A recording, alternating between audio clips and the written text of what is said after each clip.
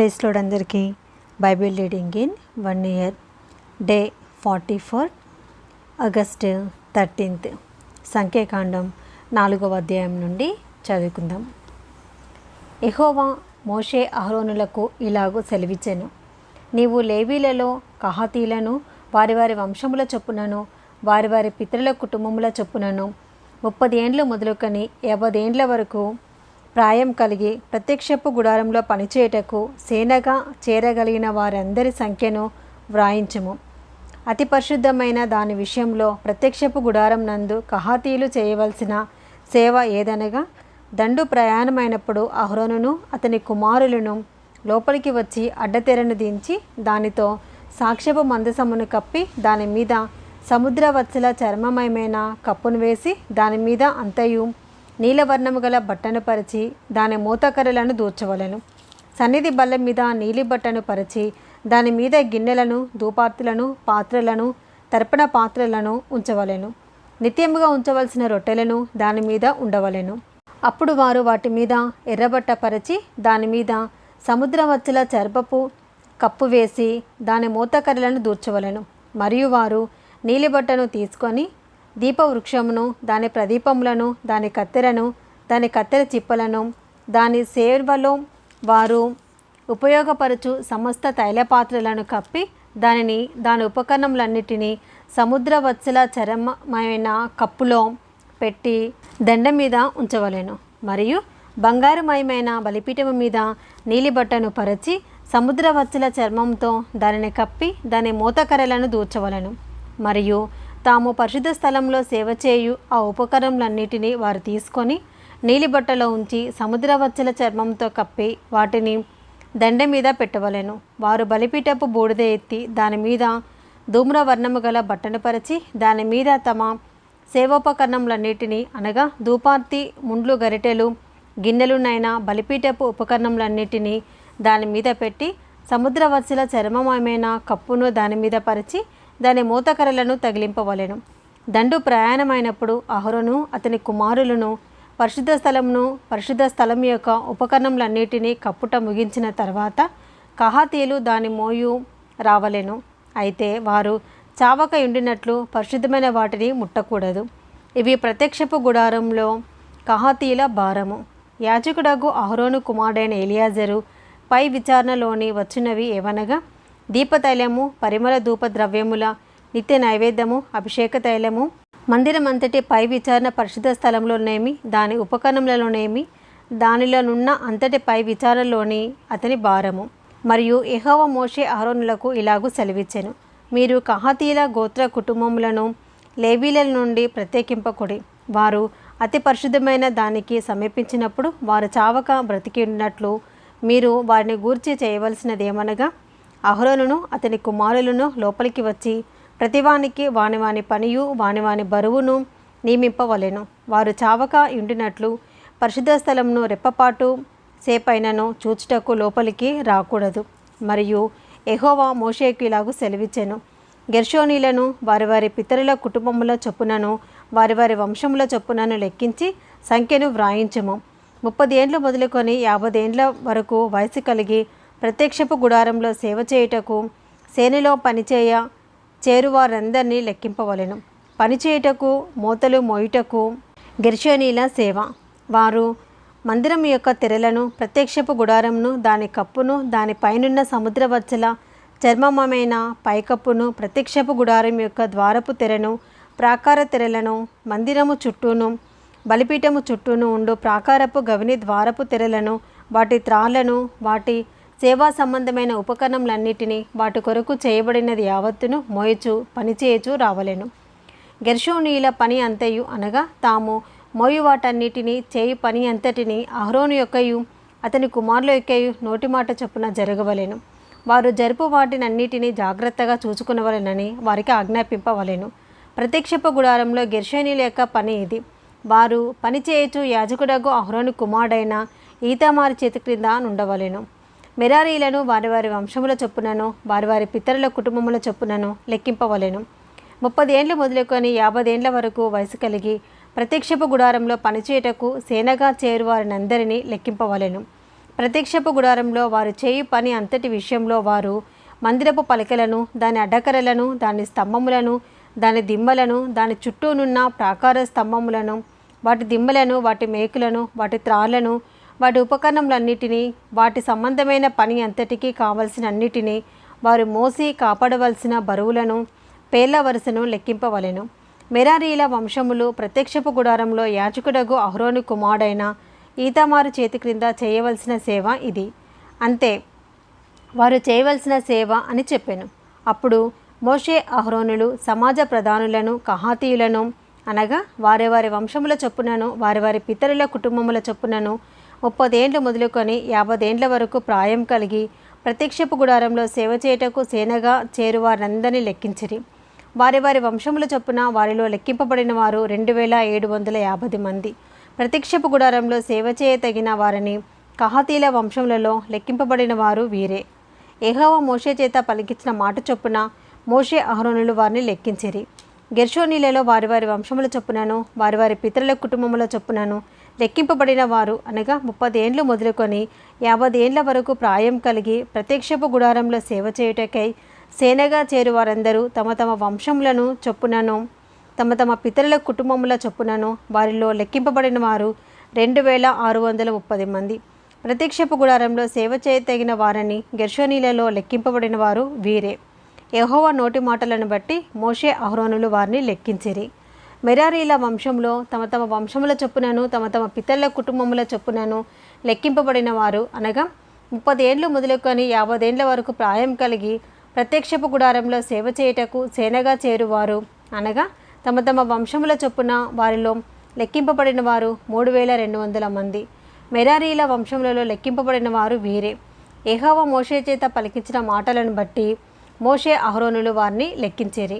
మోషే అహరోనులు ఇశ్రాయేలు ప్రధానులను లెక్కించిన లేవీలలో 30 ఏండ్లు మొదలుకొని 50 ఏండ్ల వరకు ప్రాయం కలిగి తమ తమ వంశముల చొప్పునను, తమ తమ పితరుల కుటుంబముల చొప్పునను లెక్కింపబడిన వారు, అనగా ప్రత్యక్షపు గుడారంలో సేవయు మోతయు జరిగించు నిమిత్తమై చేరువారందరూ, అనగా వారిలో లెక్కింపబడిన వారు 8580 మంది. యెహోవా నోటి మాట చొప్పున మోషే చేత వారు లెక్కింపబడిరి. ప్రతివాడును తన తన సేనను బట్టియు తన తన మోతను బట్టియు యెహోవా మోషేకు ఆజ్ఞాపించినట్లు వారు అతని వలన లెక్కింపబడిరి. సంఖ్యాకాండం 5వ అధ్యాయము. మరియు యెహోవా మోషేకి ఇలాగు సెలవిచ్చెను. ప్రతి కుష్టి రోగిని, స్రావం గల ప్రతివానిని, శవము ముట్టుట వలన అపవిత్రుడైన ప్రతివానిని పాళెంలో నుండి వెలివేయవలెనని ఇశ్రాయేలుకు ఆజ్ఞాపించము. నేను నివసించుచుండు వారి పాళెంను వారు అపవిత్రపరచుకున్నట్లు మగవానినేమి ఆడుదానినేమి అందరినీ పంపివేయవలెను. వారిని ఆ పాళెము వెలుపలికి వెళ్ళగొట్టవలెను. ఇశ్రాయేలు అలాగు చేసిరి. పాళెము వెలుపలికి అట్టి వారిని వెళ్ళగొట్టిరి. యెహోవా మోషేకు ఆజ్ఞాపించినట్లు ఇశ్రాయేలు చేసిరి. మరియు యెహోవా మోషేకి ఇలాగు సెలవిచ్చెను. నీవు ఇశ్రాయేలుతో పురుషుడు గాని స్త్రీ గాని యెహోవా మీద తిరుగుబడి మనుషులు చేయు పాపములలో దేనినైనను చేసి అపరాధులగినప్పుడు వారు తాము చేసిన పాపమును ఒప్పుకొనవలెను. మరియు వారు తమ అపరాధము వలని నష్టమును సరిగా నెచ్చుకొని దానిలో 5వ వంతు దానితో కలిపి ఎవనికి విరోధముగా ఆ అపరాధము చేసిరో వానికి ఇచ్చుకొనవలెను. ఆ అపరాధ నష్టమును తీసుకున్నటకు ఆ మనుషునికి రక్త సంబంధి లేని ఎడల యెహోవాకు చెల్లింపవలసిన అపరాధ నష్టమును యాజకుడు వాని నిమిత్తము ప్రాయశ్చిత్తం చేయుటకై అర్పించిన ప్రాయశ్చిత్తార్థమైన పొట్టేలును యాజకునివి అగును. ఇశ్రాయేలు యాజకునికి తెచ్చు ప్రతిష్ఠితమైన వాటన్నిటిలో ప్రతిష్ఠింపబడిన ప్రతి వస్తువు యాజకుని వగును. ఎవడైనను ప్రతిష్ఠించినవి అతని వగును. ఎవడైనను యాజకునికి ఏమైనాను ఇచ్చినడలా అది అతని దగునని చెప్పుము. యెహోవా మోషేకి ఇలాగ సెలవిచ్చెను.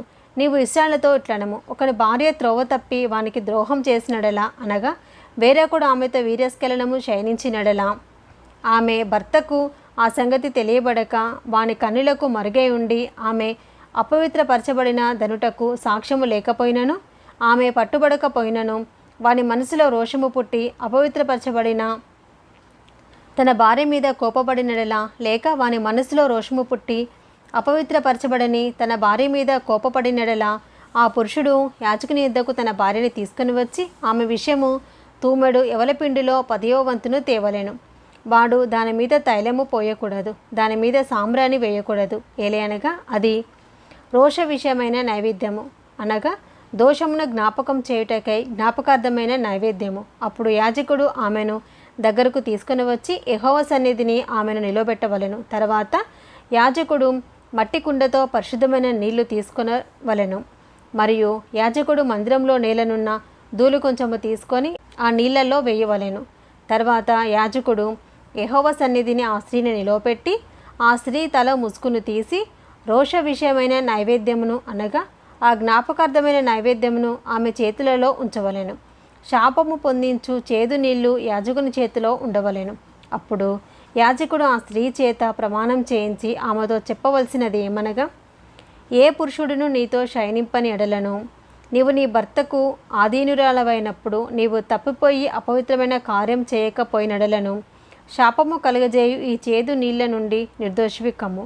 నీవు నీ భర్తకు ఆధీనురాలవైనప్పుడు నీవు త్రోవ తప్పి అపవిత్రపరచబడినడలా అనగా నీ భర్తకు మారుగా వేరొక పురుషుడు నీతో కూటమి చేసినడలా యెహోవా నీ నడుము పడినట్లును నీ కడుపు ఉబ్బునట్లును చేయుట వలన యెహోవా నీ జనుల మధ్యను నిన్ను శపథమునకును ప్రమాణమునకును ఆస్పదముగా చేయుగాక. శాపము కలుగజేయు ఈ నీళ్లు నీ కడుపు ఉబ్బునట్లును నీ నడుము పడినట్లును చేయుటకు నీ కడుపులోనికి పోవునని చెప్పి యాజకుడు ఆ స్త్రీ చేత శపథ ప్రమాణం చేయించిన తర్వాత ఆ స్త్రీ ఆమెన్ అని చెప్పవలెను. తర్వాత యాజకుడు పత్రము మీది ఆ శపథములను వ్రాసి ఆ చేదు నీళ్లతో వాటిని తుడిచి శాపము కలుగజేయు ఆ చేదు నీళ్లను ఆ స్త్రీకి త్రాగింపవలెను. శాపము కలుగజేయు ఆ నీళ్లు ఆమె లోపునికి చేదు పుట్టించును. మరియు యాజకుడు ఆ స్త్రీ చేతి నుండి దోష విషయమైన ఆ నైవేద్యమును తీసుకొని యెహోవా సన్నిధిని ఆ నైవేద్యమును అల్లాడించి బలిపీఠము నొద్దకు దాన్ని తేవలెను. తర్వాత యాజకుడు దానికి జ్ఞాపకార్థమైనదిగా ఆ నైవేద్యములో నుండి పిడికెడు తీసి బలిపీఠము మీద దాన్ని దహించి ఆ నీళ్లు ఆ స్త్రీకి త్రాగింపవలెను. అతడు ఆమెకు ఆ నీళ్లు తాగించిన తర్వాత జరుగునది ఏమనగా, ఆమె అపవిత్రపరచబడి తన భర్తకు ద్రోహం చేసినడలా శాపము కలుగజేయు ఆ నీళ్లు చేదై ఆమెలోనికి చేరిన తర్వాత ఆమె కడుపు ఉబ్బును, ఆమె నడుము పడిపోవును. ఆ స్త్రీ తన జనుల మధ్య శాపమునకు ఆస్పదముగా ఉండును. ఆ స్త్రీ అపవిత్ర పరపబడక పవిత్రురాలై ఉండినెడల ఆమె నిర్దోషి అయి గర్భవతి అగునని చెప్పుము. రోషము విషయమైన విధి ఇదే. ఏ స్త్రీ అయినను తన భర్త ఆధీనంలో ఉన్నప్పుడు త్రోవ తప్పి అపవిత్ర పడినెడలనేమి లేక వానికి రోషము పుట్టి తన భార్య మీద కోపపడినెడలనేమి వాడు యెహోవా సన్నిధిని ఆ స్త్రీని నిలబెట్టినప్పుడు యాజకుడు ఆ మెడల సమస్తము విధి చొప్పున చేయవలెను. అప్పుడు ఆ పురుషుడు నిర్దోషి అగును. ఆ స్త్రీ తాను చేసిన దోషమును భరింపవలెను. సంఖ్యాకాండం 6వ అధ్యాయము. మరియు యెహోవా మోషేకు ఇలాగు సెలవిచ్చెను, నీవు ఇశ్రాయేలుతో ఇట్లనము, పురుషుడే గాని స్త్రీయే గాని యెహోవాకు నాజీరగుటకు ఎవరైనాను మొక్కుకొని తను తాను ప్రత్యేకించుకొని నడల వాడు ద్రాక్షారస మద్యములను మానవలెను. ద్రాక్షారసపు చిరకనైనను మద్యపు చిరకనైనను త్రాగవలదు. ఏ ద్రాక్షారసమునైనను త్రాగవలదు. పచ్చివి గాని ఎండివి గాని ద్రాక్ష పండ్లను తినవలదు. అతడు ప్రత్యేకముగా నుండు దినములన్నీయు పచ్చికాయలే గాని పైతోలే గాని ద్రాక్షవల్లిని పుట్టిన ఏదియు తినవలదు. అతడు నాజీరగుటకు మొక్కుకొనిన దినములన్నిటిలో మంగళకత్తి అతని తల మీద వేయవలదు. అతడు యెహోవాకు తాను ప్రత్యేకించుకున్న దినములు నెరవేరు వరకు అతడు ప్రతిష్ఠితుడై తన తల వెంట్రుకలను ఎదుగనియ్యవలెను. అతడు యెహోవాకు ప్రత్యేకంగా నుండు దినములన్నిటిలో ఏ శవమును ముట్టవలదు. తన దేవునికి మీదు కట్టబడిన తల వెంట్రుకలు అతని తల మీద నుండును కనుక అతని తండ్రి గాని తల్లి గాని సహోదరుడు గాని సహోదరి గాని చనిపోయినను వారిని బట్టి అతడు తాను అపవిత్రపరచుకొనవలదు. అతడు ప్రత్యేకంగా ఉండు దినములన్నీయు అతడు యెహోవాకు ప్రతిష్ఠితుడుగా ఉండును. ఒకడు అతని ఎద్దకు హఠాత్తుగా చనిపోవటం వలన ప్రత్యేకంగా ఉండువాని తల అపవిత్రపరచబడినెడల అతడు పవిత్ర పరపబడు దినమున అనగా 7వ దినమున తన తల గొరిగించుకొనవలెను. 8వ దినమున అతడు 2 తెల్లగువ్వలనైనను 2 పావురపు పిల్లలనైనను ప్రత్యక్షపు గుడారం యొక్క ద్వారము వద్దనున్న యాజకుని యొద్దకు తేవలెను. అప్పుడు యాజకుడు ఒకదానితో పాపపరిహారార్థ బలిని 2వ దానితో దహన బలిని అర్పించి వాడు శవమును ముట్టుట వలన పాపి అయినందున వాని నిమిత్తము ప్రాయశ్చిత్తం చేసి ఆ దినమున వాని తలను పరిశుద్ధపరచవలెను. మరియు తను ప్రత్యేకముగా ఉండు దినములను మరలా యెహోవాకు తను ప్రత్యేకించుకొని అపరాధ పరిహారార్థ బలిగా ఏడాది గొర్రెపిల్లను తీసుకుని రావలెను. తన వ్రత సంబంధమైన తల వెంట్రుకలు అపవిత్రపరచబడెను కనుక మునుపటి దినములు వ్యర్థమైనవి.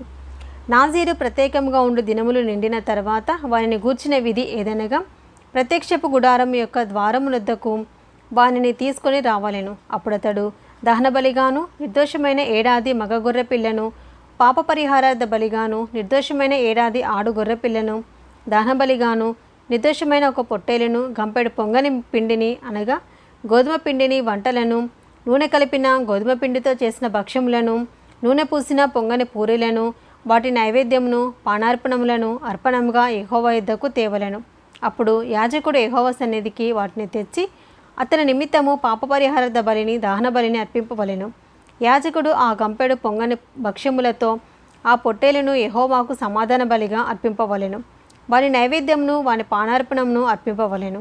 అప్పుడు ఆ నాజీరు ప్రత్యక్షపు గుడారం యొక్క ద్వారమునొద్ద తన వ్రత సంబంధమైన తన తల వెంట్రుకలు గొరిగించుకొని ఆ వ్రత సంబంధమైన తన తల వెంట్రుకలు తీసుకొని సమాధాన బలి ద్రవ్యము క్రిందనున్న అగ్నిలో వేయవలెను. మరియు యాజకుడు ఆ పొట్టేలు యొక్క వండిన జబ్బను, ఆ గంపలో నుండి పొంగని ఒక భక్ష్యమును, పొంగని ఒక పూరిని తీసుకొని నాజీరు తన వ్రత సంబంధమైన వెంట్రుకలు గొరిగించుకొని పిమ్మట అతని చేతుల మీద వాటి నుంచవలెను. తర్వాత యాజకుడు యెహోవా సన్నిధిని అల్లాడింపబడు అర్పణముగా వాటిని అల్లాడింపవలెను. అల్లాడింపబడు బోరతోనూ ప్రతిష్ఠితమైన జబ్బాతోనూ అది యాజకునికి ప్రతిష్ఠితమగును. తర్వాత ఆ నాజీరు ద్రాక్షరసము తాగవచ్చును. మొక్కుకొనిన నాజీరు తన కలిమి కొలది ఇచ్చుదాని గూర్చిన విధియు, అతడు నాజీరై ఉన్నందున యెహోవాకు అర్పింపవలసిన దాని గూర్చి విధి ఇదే. తాను మొక్కుకొనిన మొక్కుబడి చొప్పున నాజీరును గూర్చిన విధిని బట్టి ఇదంతయు చేయవలెనని చెప్పుము. యెహోవా మోషేకి ఇలాగు సెలవిచ్చెను, నీవు అహరోనుతోనూ అతని కుమారులతోనూ ఇలాగనుము, మీరు ఇశ్రాయేలును ఇలాగు దీవింపవలెను. యెహోవా నిన్ను ఆశీర్వదించి నిన్ను కాపాడునుగాక. యెహోవా నీకు తన సన్నిధిని ప్రకాశింపచేసి నిన్ను కరుణించునుగాక.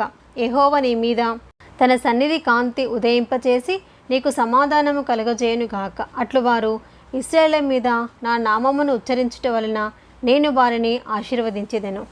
ఇది ఈరోజు భాగం అండి. మీరు ఎవరైనా మొదటిసారి ఛానల్ చూస్తుంటే కనుక ప్లీజ్ సబ్స్క్రైబ్ చేసుకోనండి. అలాగే లైక్ చేయండి, షేర్ చేయండి, కామెంట్ కూడా చేయండి. Praise the lord.